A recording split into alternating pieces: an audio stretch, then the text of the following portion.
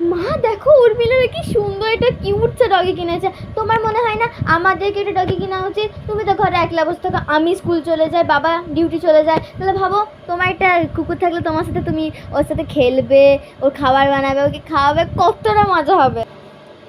কি আগে তো তোর বাবার তোর ভাইকে সামালে আমি শেষ করতে পারছি না, আমি ওকে কি সামালবো? আমার তো ভেবেই বিরক্ত লাগছে।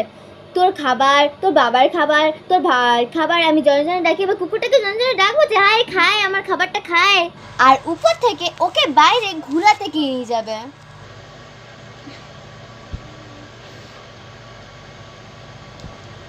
দেখ মিষ্টি আয়, তুই বলছিলিস না কুকুর নেবে, কুকুর আনলে না আমরা সবাই মারা যাব। ঠিক আছে বাবা, আনবো না আনবো না। কুকুর আনলে কিন্তু আমি এই ঘরে থাকবো না, আমি আগেই বলে দিলাম তোদেরকে। একবার বললাম তো আনবো না, তাও কেন আমার মাথা খারাপ করছে। হে ভগবান, আমাকে বাঁচাও।